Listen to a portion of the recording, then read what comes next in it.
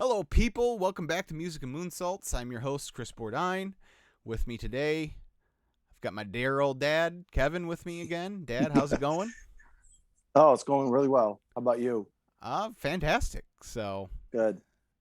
get to talk music with my pops, so it's a good No day. kidding. Yeah. Um, so today we're talking about a Def Leppard album, and it's not the two that you would probably think. It's not Pyromania. It's not Hysteria, like on my shirt. We're going all the way back to High and Dry, which I don't want to age you too much, Dad. Yeah. Uh, Yeah. but 40 years, Oh my. I all can't even believe that. all the way back to Yeah. 1981, 81. July 11th, 1981. Wow. Before we get into that real quick, though, please do me a favor. Leave a like on this video, the little thumbs up there. Subscribe if you haven't subscribed yet. I'm trying to get up to 100 subscribers so I can create a custom URL for the channel. And to encourage you to do so, if I get up to 100 subscribers by the beginning of October, which will be the 1 year anniversary of this here channel. If I can get up to 100 subscribers by the beginning of October, Jeremy Lambert, who was part of the WrestleMania draft, he will join me, and he is a Swiftie, and we will review the very first Taylor Swift album, which came out 15 years ago this October. So, Wow. if you know me, you know how much that's going to hurt, but I'm willing to do it to get you to hit that subscribe button. So please do that. Leave a comment, or you can follow me on Twitter at IBNSChris and get me on there. I'm very active on there, or facebook.com/music and moonsaults. And for the audio, anchor.fm/Christopher-Bourdine5. All right, now that all that's out of the way. Dad, so two questions. When did you first hear about Def Leppard, and then when did you buy this album right away, or when did you buy this album? Well, of course, that was back in the era when it was radio and it was magazines were the two different ways, really, besides word of mouth, but that you found out about new bands. So one of the magazines, of course, was called Circus Magazine. Okay. Cream was another one. And I don't remember which one of those two that it was, but I read an article about them about the time that High and Dry was coming out, kind of rehashing that, they had an album out before. Here was their sophomore effort, basically. And at the same time, radio stations like WIOT in Toledo and WRF in Detroit were playing some of their stuff. And so when I found out the album had been released, I went and got it. And of course, by that point, stations here in the U.S. were playing "Bringing on the Heartache" or "Heartbreak." So, that was kind of my gateway into their music. And then, of course, once I heard the rest of the album, I was floored. And I could hear so many, maybe not influences for them, but similarities to other bands. Yeah. And that drew me in even more. Yeah. They were, especially, the first album, On Through the Night, which came out the year before this, they were kind of early lumped in with the whole new wave of British heavy metal with like your Iron Maidens and stuff like that. And there's some of that, especially, the first two Iron Maiden albums with Paul Di'Anno on vocal. Like there are some, I hear some similarities, especially with like the twin guitars on some of the intros on this album. Right. But, and then we'll talk about there's some AC/DC. I hear some Scorpions. Like, yeah, like you were saying, there's a lot of stuff that they took from other people and kind of made it their own here. My first exposure to this album, Def Leppard was, I think you had the In the Round in Your Face video. So I remember that, and just hearing him on the radio. So I remember hearing Bringing on the Heartbreak a lot on the radio, but the album as a whole. So when we moved into the house that you're sitting in right now, when we moved in, all your cassettes and stuff got down in the basement where you're at, Right. which is where my room is, Yep. or was. And so I remember looking through them because it was all the ones that you had like blank cassettes you had made from your LPs. So you Correct. would take your Yep. LP and record it to a cassette so you could listen to it in the car. Yes, And because albums skip in the car. Yes. Yeah. Yeah. Yeah. And they didn't have a 15-second anti-skip on turntables for the car. No. No. And I found the one that you had that had this, and maybe it might have had Pyromania on the back. I don't remember. It might not even been another Def Leppard album, to be honest. It might have been something completely different. But right. I remember that this album was on the first side, and so I put it in my little boombox and I listened to it. And I'm like, oh, this is really good. Yep.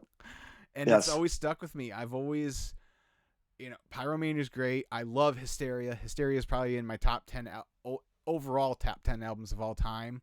But I will bang the high and dry drum all day long. There's some really killer stuff on this that we're going to talk about here.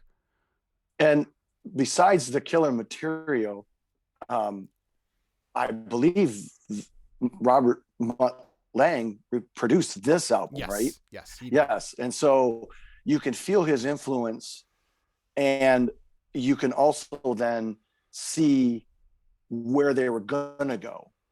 I mean, now it's easy to see it because of, we've had Pyromania, we've had Hysteria, but even then you were like, if this is where, they're at now, I can only imagine where Mutt's going to take them. And a lot of these songs sound similar to what you're going to end up hearing in Pyromania. And I don't think Hysteria happens if High and Dry doesn't happen. Yeah. Because of that natural progression. This album definitely, especially when you think of, and we'll talk about it with Bringing on the Heartbreak, that video, MTV was just starting to become a force. Yep. You talked about the radio and the magazines.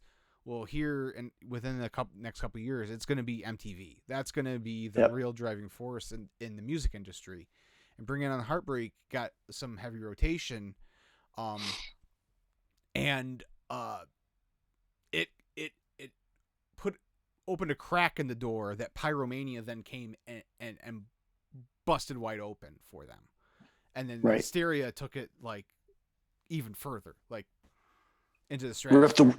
It ripped the door out of the wall. Right, exactly. So we're gonna first talk about the singles. There were two singles. One of them was only released in the UK. It's the lead off track, Let It Go. This just a fun little rocker. What are your thoughts on this song, Dad?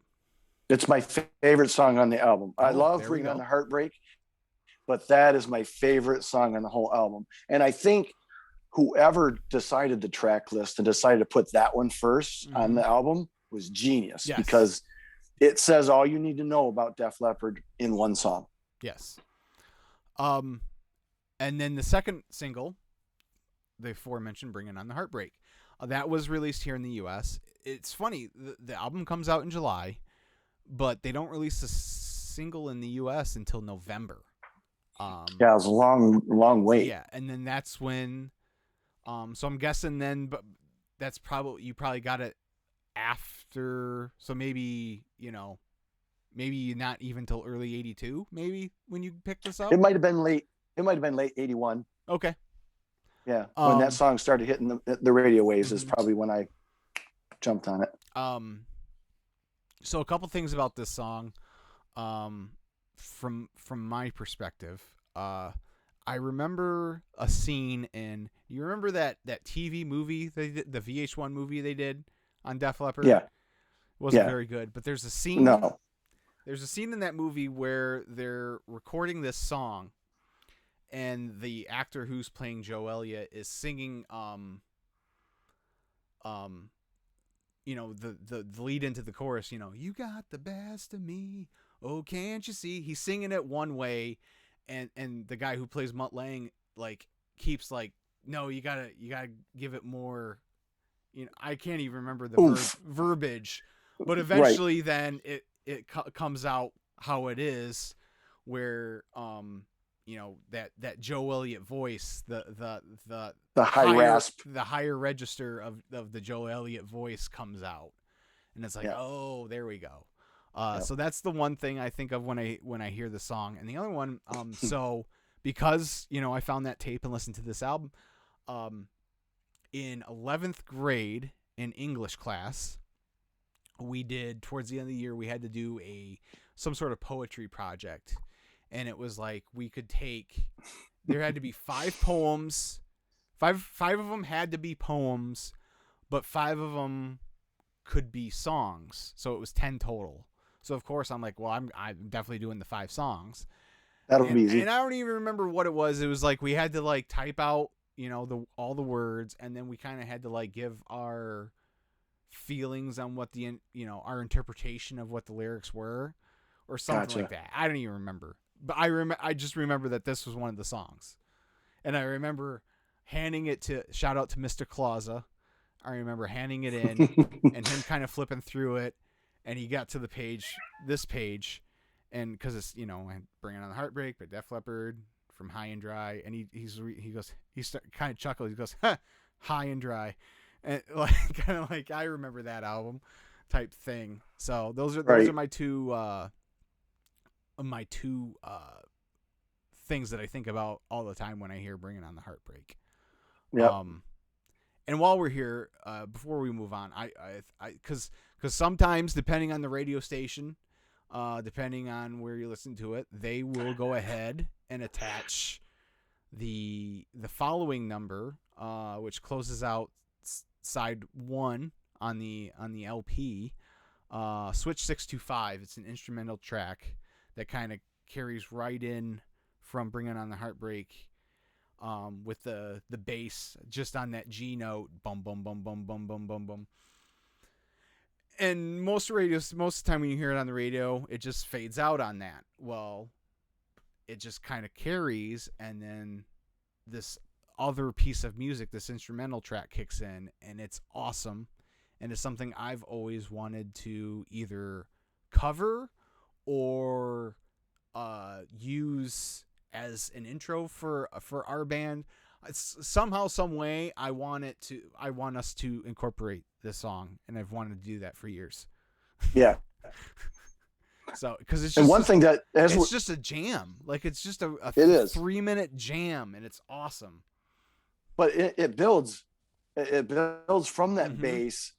It builds. The drums come in a little bit. The guitars come in. But what just struck me was the vocal choir, like at the end, the last time through that figure before they finish that instrumental song out. And it just kind of, again, it's kind of a foreshadow in my mind to what's coming in Pyromania and Hysteria. Showing they're not just a AC/DC 3 chords and a solo band. You know what I mean? So one more thing. So at the beginning of Bringing On the Heartbreak, there's the opening guitar harmony part, which again, that dual guitar attack type thing. But then you hear there's a voice that says something very faint. You can't really pick it up. And it's actually Joe Elliott, and he says, out of tune ones, Pete's ones, and he's talking about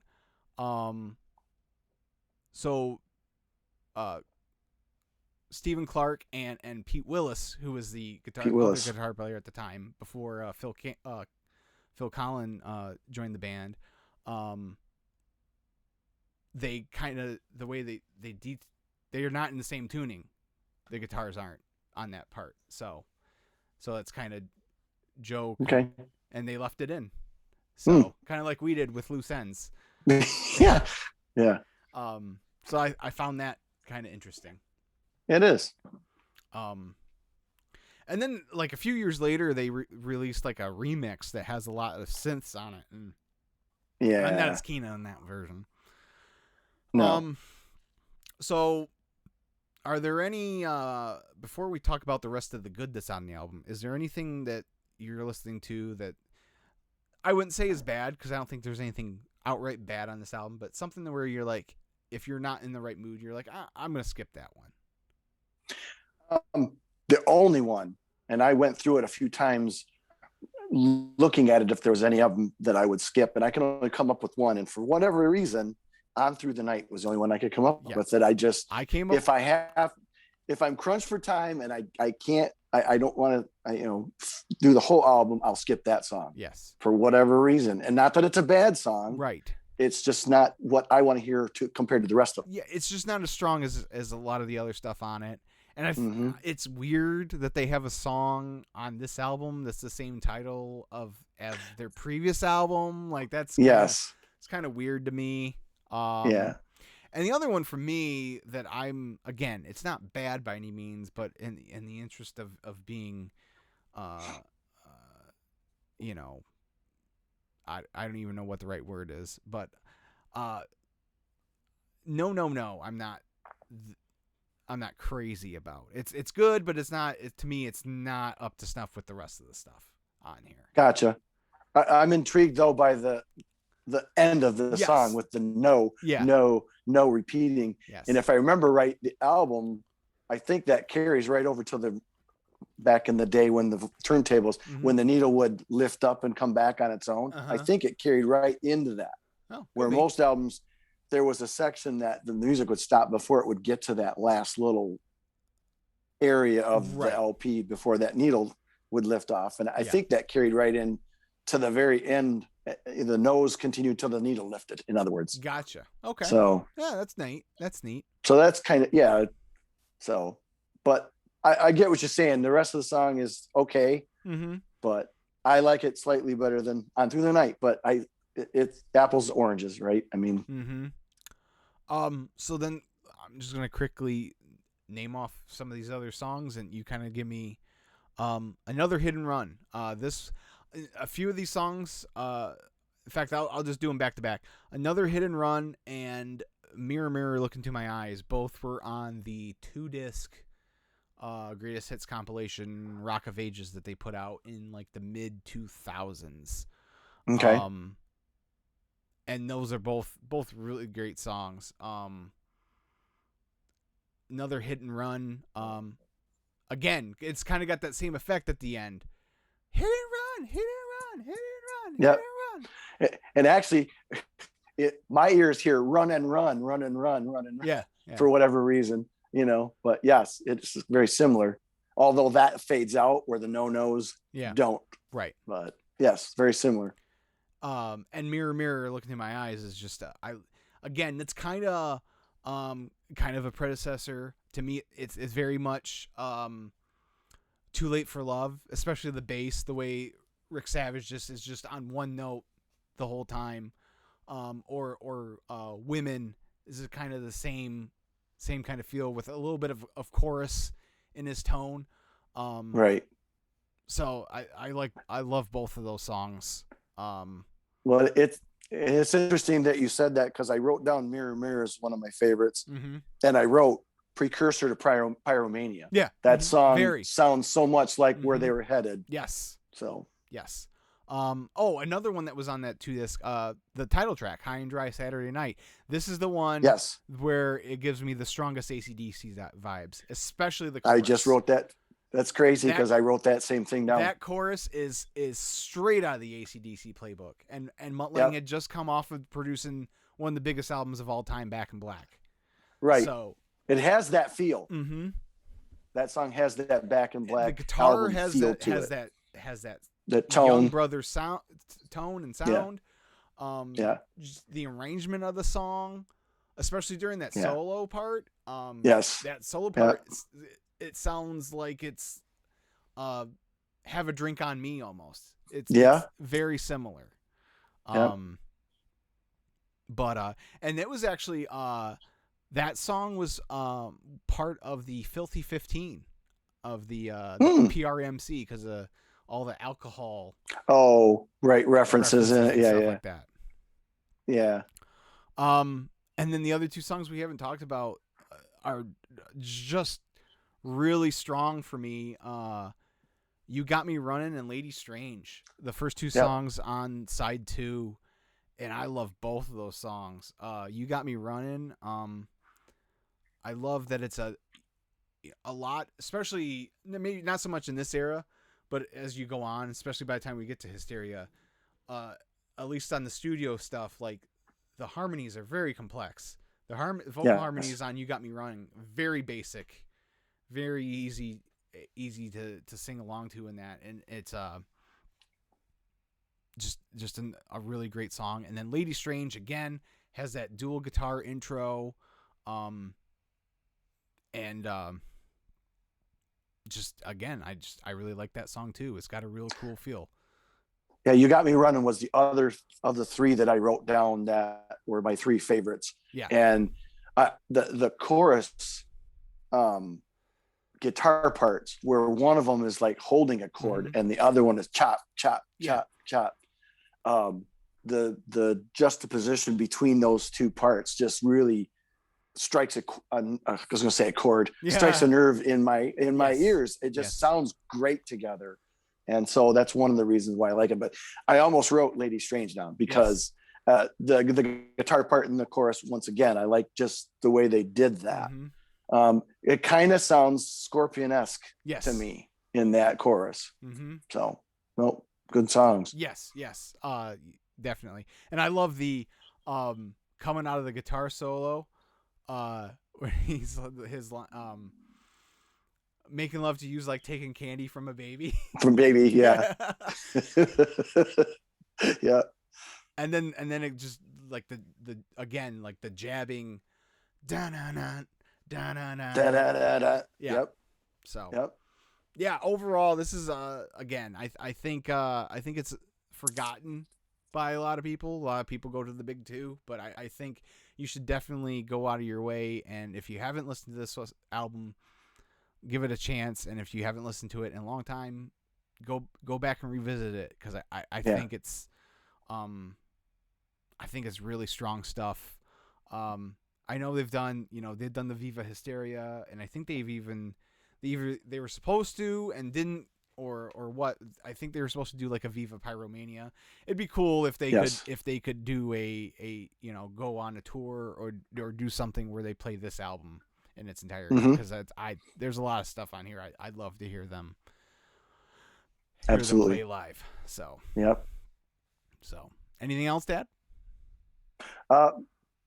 No.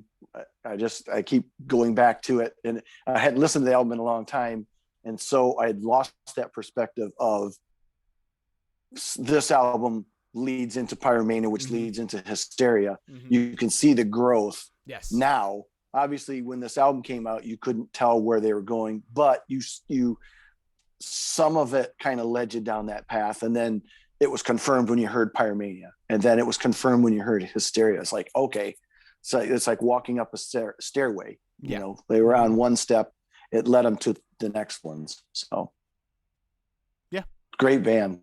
Yes, this you just can't say enough about them. It's one of those longevity bands that though some of their later material didn't hold up, still the body of work on those three albums that we just talked about, can't be denied.